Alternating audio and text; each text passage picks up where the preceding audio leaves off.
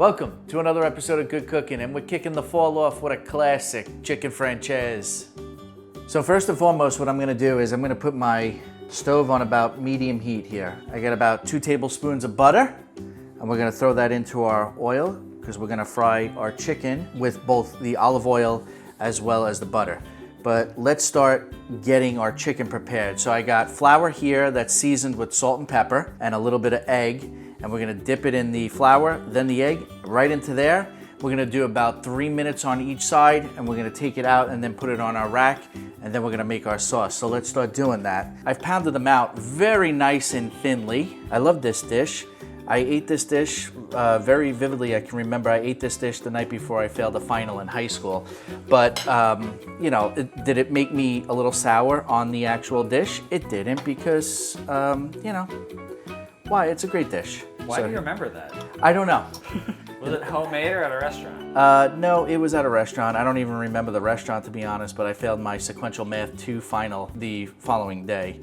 So, well, I think we know the problem. Yeah, well, you You're know. at an Italian restaurant the night before a final.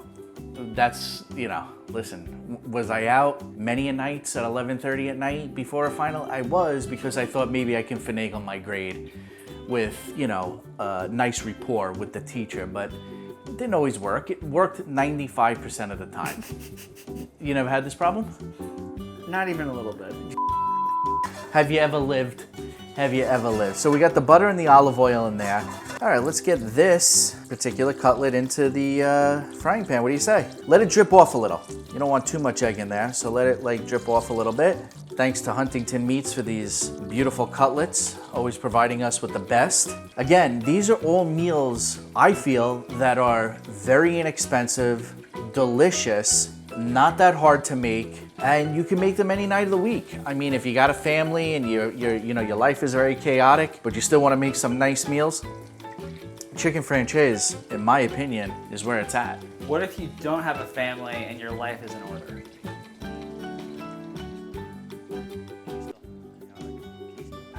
I know I'm going to get a lot of grief for saying this. I think if your life is in order and you don't have any kids, it tastes even better. Yeah. This is another catering meal. Yeah. Catering hall classic, baby. If you went to a mid-level wedding in the 90s in New York, where like the father was like maybe kind of like remortgaging his house to throw his daughter a wedding, on the menu, one of the entree choices was probably a beef of some sort, yeah. But there's also the chicken Francese and a salmon. Oh, that's beautiful. Oh yeah, that's the color we're looking for right there. See that piece right there? Yeah. That's for me and you. Is it?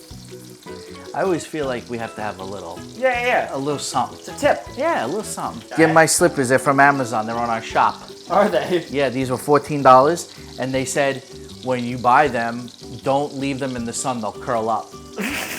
So the last time that I took these, and you know, it was poolside, beach, you know, at the beach, right, yeah. I had to put them in the shade because I was afraid these things were gonna curl up. Luckily, I was mindful and kept them in the shade. I don't know why you needed to know that. No. But it doesn't matter. It's a weird flex. I mean, it is. That you're like, hey, yeah, I'm good at caring for my sandals. Yeah. What's up? What's up? That's what I'm saying. All right, so while you got these cooking, you can get the other ones prepared. So we got this beautiful cutlet again. Get it nice and coated. Both sides. Where we going, Ben? In the egg it's gonna go. We gotta go in the egg bath. Woo! All right, so once you got your chicken, 3 minutes both sides, you're just gonna take it out. See how nice and golden that is? When it matches my tan, that's when we know we're ready. By the way, before I added the butter, I coated my pan with a little bit of Graza oil. I also seasoned my all-purpose flour with a little salt and pepper, and I also do that to the cutlets, a little salt and pepper. You want to do a little garlic powder? You could do that too. I mean, no one's gonna make a big deal about that. Give me a break. Look at, oh, come on, Ben. That is, I could stop now, and you'd still love this dish. Once you're done with your chicken, you got it on your baking sheet.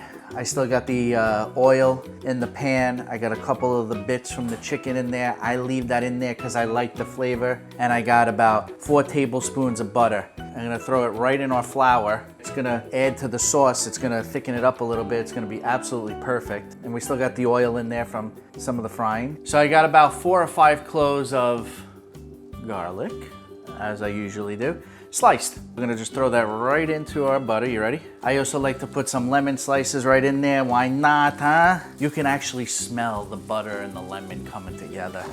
And the garlic, oh my God. Don't have your stove too high. You know, between like low, medium. You don't want it too high. You don't want to burn anything. We're gonna hit it with our little Sauvignon Blanc. Nice. Once you throw your wine in there, you want it to cook down a little bit. You want to let some of that alcohol burn off. Once it cooks down a little bit, you're gonna squeeze a whole lemon in there. We got about a cup, a little bit more than a cup of some old-fashioned chicken broth. Now we're just gonna let that simmer for a little while. Now my suggestion would be, before you put your chicken back in, before you finish this dish, give it a little test. See if you need a little salt, a little pepper, maybe need a little more chicken broth, maybe need a little more white wine, a little lemon, I don't know. So let's give it a test. What do I think it needs? I think it needs a little salt and pepper. I got this new little gadget that I've mixed salt and pepper in. Let me ask you this. Yeah. Chicken Francese or chicken parm? Ooh, I don't know. A really great chicken parm is hard to beat, but also too, a great chicken Francese is pretty hard to beat. Great analysis. Both. Let me get one of each for tonight. Okay, if you had to pick one though. Chicken parm. Sorry. Chicken parm or chicken piccata? Chicken parm. Chicken piccata or chicken Francese? Chicken Francese. Chicken Francese or McDonald's chicken nuggets? Wow, depends on the day. Good chicken nugget and that little sweet and sour sauce or a little buffalo sauce. Wow. How about yourself?